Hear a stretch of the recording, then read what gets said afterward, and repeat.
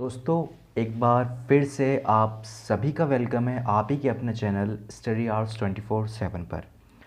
आज की इस वीडियो में हम देखने वाले हैं प्रॉफिट एंड लॉस के कुछ प्रश्न। तो चलिए हम शुरू करते हैं हमारे प्रॉफिट एंड लॉस का पहला प्रश्न। और मैं बिल्कुल बेसिक से बताना चाहता हूँ आपको कि प्रॉफिट एंड लॉस जो चैप्टर है बहुत ही इम्पोर्टेंट होता है। इसमें मोस्ट इम्पोर्टेंट क्या क्या चीज़ें होती हैं, लाभ और हानि, और आपका आता है क्रय मूल्य, और अगला होता है आपका विक्रय मूल्य। ठीक है, ये सब चीज़ें इसमें होती हैं। तो विक्रय मूल्य बराबर ज़्यादातर क्या होता है, देखो विक्रय मूल्य क्या होता है, जिसमें वस्तु बेची जाती है। ठीक है, अब अगर मान लो कोई भी व्यक्ति 100 रुपये की चीज़ खरीद के 150 रुपये में बेच रहा है, तो उसकी विक्रय मूल्य क्या होगा, ये उसका क्रय मूल्य हो जाएगा और ये उसका विक्रय मूल्य हो जाएगा। उसका लाभ कितना हो जाएगा, 50 रुपये का। ठीक है, ये तो बहुत बेसिक बात है जो आपने बचपन में पढ़ी होगी। लेकिन अब ये देखो इसमें कि अगर लाभ और लाभ बराबर क्या होता है, यानी कि विक्रय मूल्य बराबर क्या होता है, विक्रय मूल्य में भी लाभ शामिल होता है। ये विक्रय मूल्य है, इस विक्रय मूल्य में क्या है, देखो ये 100 भी इसमें है और 50 भी इसमें है। अगर मैं 100 और 50 को जोड़ देता हूँ तो विक्रय मूल्य आ जाता है।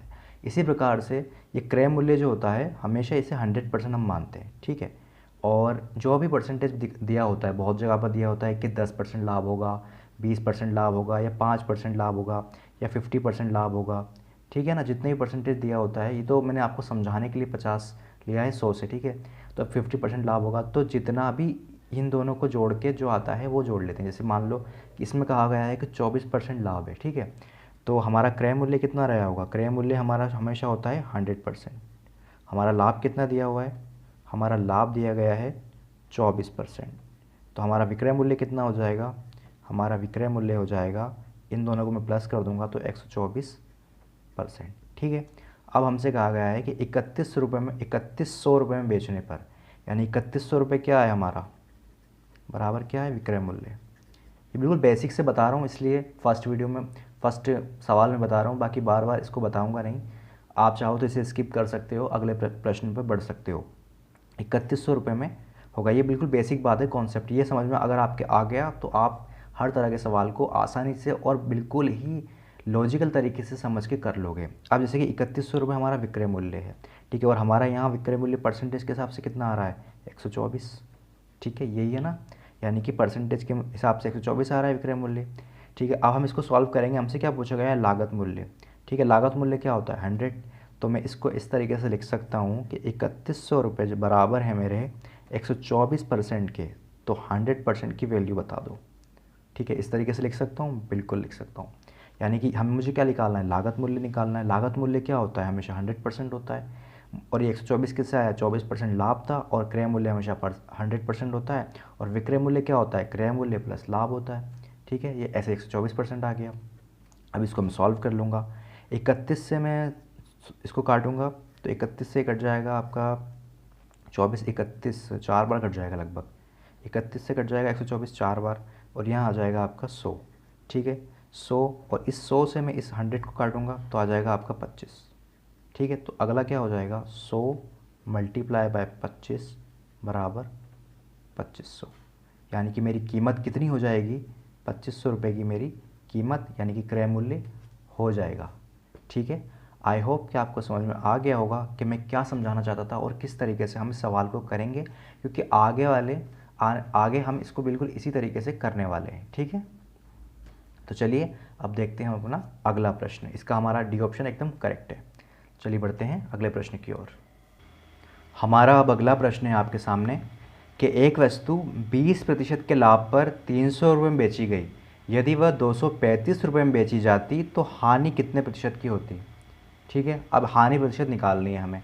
हानि क्या होती है, देखो हानि कब आती है कि जब कोई चीज़ क्रय मूल्य में खरीदी गई और उसे क्रय मूल्य से कम में बेच दिया जाए। उसका विक्रय मूल्य जब होना, उसका क्रय मूल्य से कम होना चाहिए, क्रय मूल्य से कम होना चाहिए। ठीक है, विक्रय मूल्य कम होना चाहिए। यानी कि अगर मैंने कुछ चीज़ 100 रुपये की खरीदी है और मैं उसको 80 रुपये की बेच दूंगा तो क्या होगा, हानि हो जाएगी, क्योंकि मैंने 100 रुपये लगाए थे, 80 मुझे मिल पाया, यानी 20 रुपये की मेरी हानि हो जाएगी। ठीक है ना, अब हानि में भी विक्रय क्रय मूल्य शामिल होता है। हानि में क्रय मूल्य शामिल होता है क्या, देखो हानि है, विक्रय मूल्य में तो हानि भी शामिल होती है, और क्रय मूल्य भी शामिल होता है। ठीक है, तो इस तरीके सवाल में यानी कि 80% है। ठीक है, अब क्रय मूल्य कितना था 100 और 80% ये है विक्रय मूल्य आया है। ठीक है, हमारा 80 रुपये में 20% की हानि है इसमें, तो यानी कि विक्रय मूल्य कितना हो जाएगा 20% हो जाएगा ना। समझ गए आप। अब देखो इसको सवाल से समझते हैं। मान लो कि 300 रुपये में बेची गई थी, 300 रुपये में बेची गई थी, 235 रुपये में बेचनी है, यानी कि 120%, यानी कि 20% लाभ पर बेची गई। लाभ के बारे में मैंने आपको बताया है कि विक्रय मूल्य में लाभ और क्रय मूल्य शामिल होता है, और क्रय मूल्य हमेशा 100 होता है, तो 20% लाभ हो रहा है, तो यानी 120% क्या हो गया हमारा विक्रय मूल्य। 120 रुपये में बेची गई यानी कि 300 रुपये में रियल वैल्यू रख देंगे। अब हमसे पूछ रहा है कि अगर 235 में बेची जाती तो कितने प्रतिशत का हमें लाभ होता। ठीक है, अब इसको सॉल्व करते हैं। देखो 120 और इसको डिवाइड कर दूंगा मैं इसको 5 से डिवाइड करता हूँ। 5 से मैंने इसको डिवाइड किया तो 5 चौक 20 और 7 पंजे 35। ठीक है, 5 से मैं इसको डिवाइड किया तो 6 पंजे 30 और 0 एज इट इज़ आ जाएगा। अब 120 इसको 60 से इसको डिवाइड कर दूंगा तो 2 बार डिवाइड हो जाएगा। ठीक है, 60 से 2 बार डिवाइड हो जाएगा ये।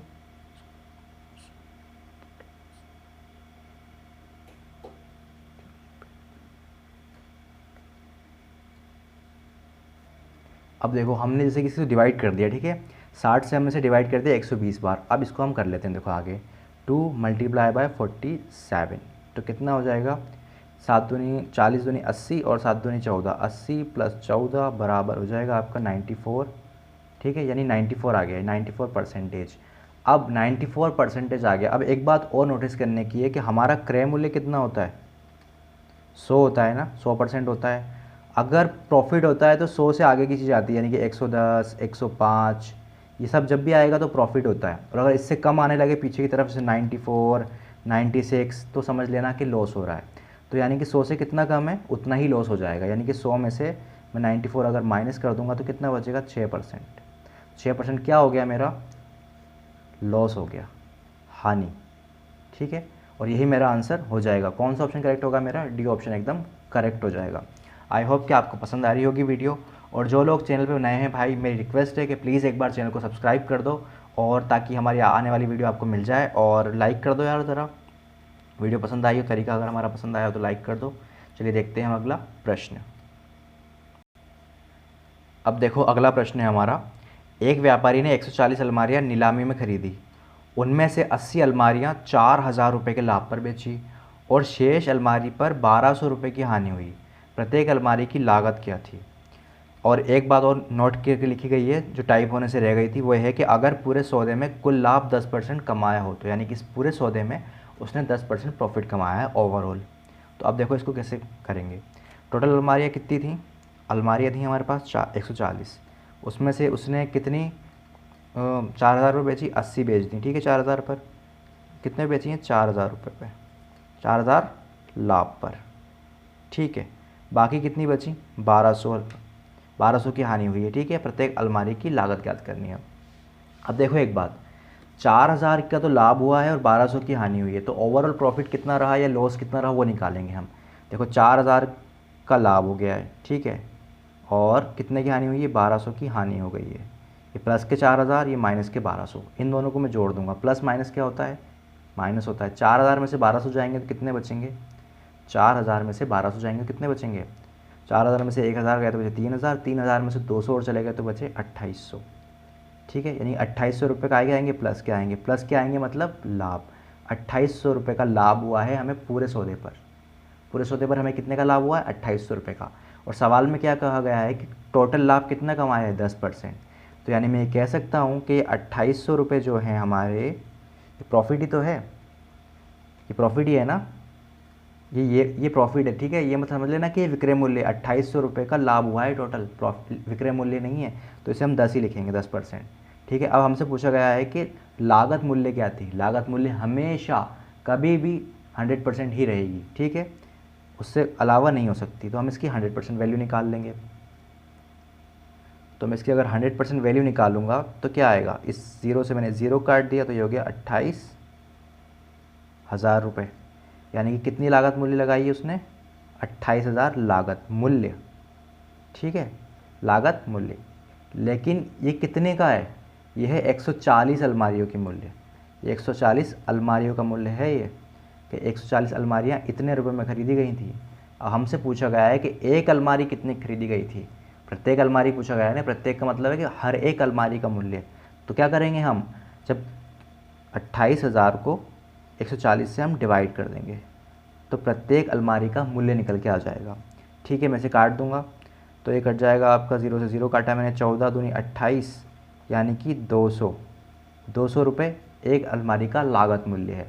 ठीक है, ये हमारा आंसर एकदम करेक्ट हो जाएगा। कौन सा ऑप्शन है हमारा, सी ऑप्शन एकदम करेक्ट होगा। ठीक है, ये पूरा मैंने आपको समझाने के लिए लिखा है, इसे पूरे को एक लाइन में भी आप सॉल्व कर सकते थे। सबसे पहले आप इसका अंतर निकाल लेते, यानी कि 2800 रुपये का लाभ हुआ है, फिर 2800 रुपये बराबर